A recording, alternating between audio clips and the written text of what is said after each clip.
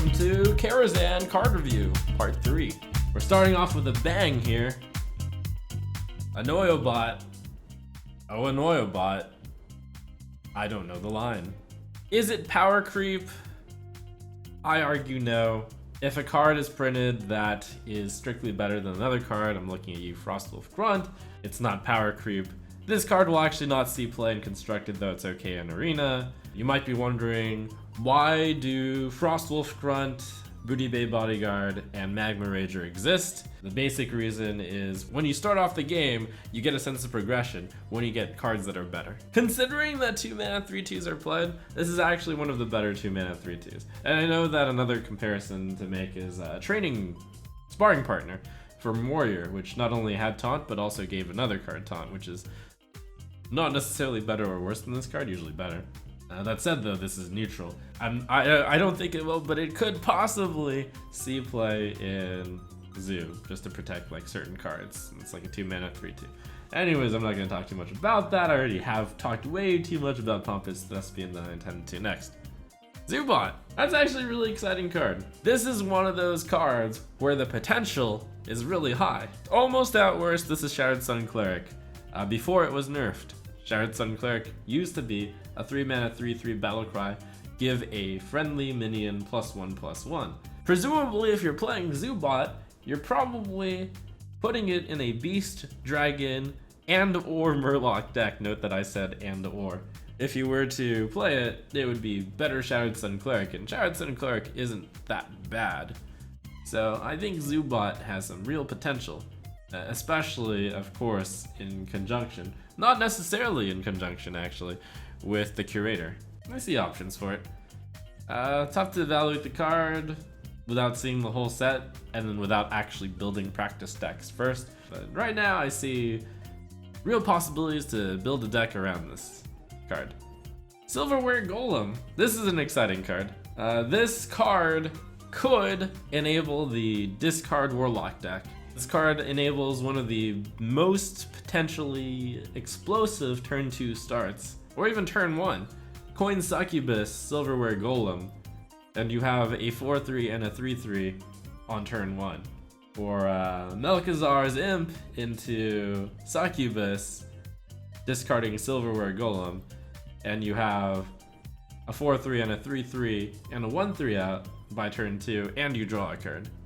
Play your turn 1 anything, play your turn 2 1-drop and Soulfire your opponent's Totem Golem, and you put out a Silverware Golem, and the tempo is incredible. Now that we've seen all the Warlock class cards, they've all been revealed, I actually think there's enough to try out a discard deck. Fun fact, Eloise actually brought a discard Zoo deck to Archon League. I recommend looking to that as a baseline, and I'll probably get around to theory crafting. Will it be better than Zoo? My instinct says probably not, but it's worth trying. If it isn't better than Zoo though, I will say that it can be better than Zoo if it gets the right draws, but the variance is very large because you can't decide which card to discard. Netherspite Historian is actually a very impressive card. It's a very exciting card. Enables a lot of dragon decks actually to work. And not just any dragon decks, but control dragon decks. This card and Bookworm are really exciting releases from Karazhan because they're both really good for control, and they will give you so many more dragons. This will probably be the most number of dragons that enable dragon relatable cards. This is not a priest card, but I think it really gives some oomph to priest because it's a 2-drop, and that's what priests have been missing. So now priests can actually have a good early game between the Twilight Whelp. It's called Twilight Whelp, right? It's been a while since I played priest. And then on turn 2, you have your choice of Netherspite Historian or Worm Taunt 2-mana drop thingy. How am I supposed to know what these priest cards are? I'm pretty well prepared for this. I thought I knew my priest trivia. Also, I did a free-to-play priest run. This is kind of silly. Some goblin thingy technician. And then you play your 4-drop, Twilight Guardian, I know that one.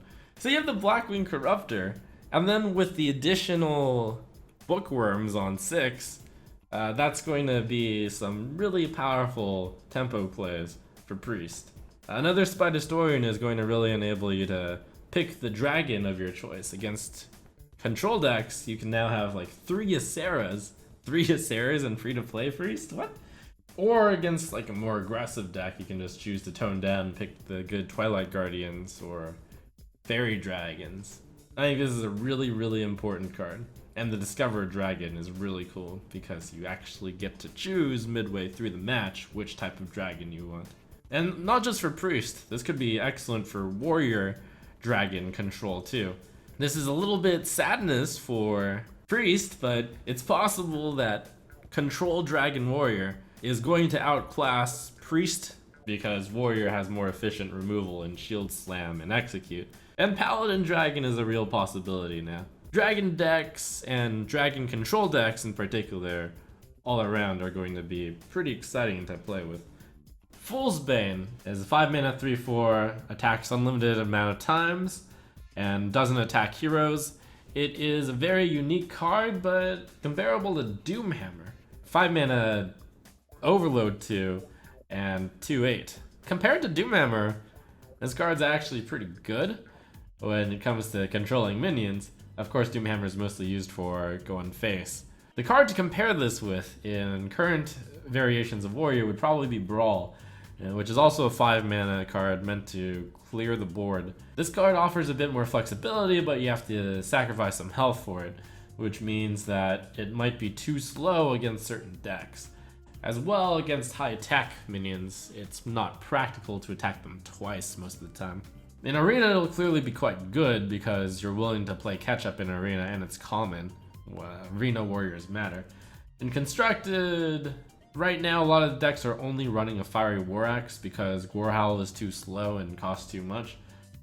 So Fool's Bane might be that other weapon that they find that is useful enough to use, and this will push a Control Warrior agenda as well.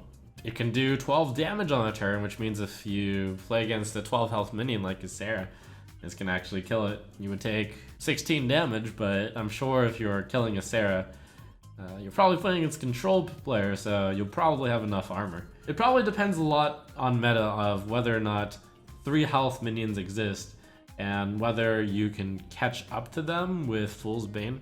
It's really difficult to evaluate because a card like this hasn't been seen before. Doomhammer was never really successfully used as a control card though, I will say. And Assassin's Blade was not really used successfully as a control card either. But this is Warrior, they have a bunch of armor. It's a good fit for the deck. Alright, and we've got the Moonglade portal. So the first card I thought about when I looked at this card was comparing it to Priest's Forbidden Shaping card. This one you have to do it for 6, and you'll get a 6-cost card. But you get to heal 6 as a bonus. And I underestimated the heal 6 at first. I was like, that's barely anything. It's worse than Forbidden Shaping. Forbidden Shaping isn't used. This card probably won't see play. However, on the other hand, I then thought about Shield Maiden, which is a card that most control decks loved. There's a lot of good 6-drops out there.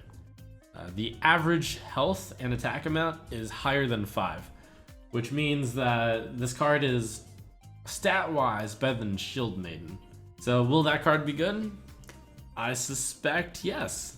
Well, that's kind of the cool thing about this card. It isn't that slow because you are paying 6 for a 6, and you're restoring 6 while you're at it. So it's slightly slower than a 6-drop, but you get some stabilizing power with it. It's a cool card. Possibly it just fits into the current Yogg-Saron deck. And finally, we have Medivh the Guardian. So Medivh the Guardian is a really exciting card because it's a lot of firsts. It is the first, as a lot of people rave over, it's the first caster weapon, a great staff. It's a neutral weapon, which is exciting because now all classes can play with weapons. Certainly, through various means you could get weapons on all the classes, but this truly is a neutral weapon. A lot of jokes out there about how ATS Great Staff of the Guardian is a hunter weapon, because you can now coin Medivh on 7 and then play a Call of the Wild, and then you can get your random 8-drop alongside your ATS.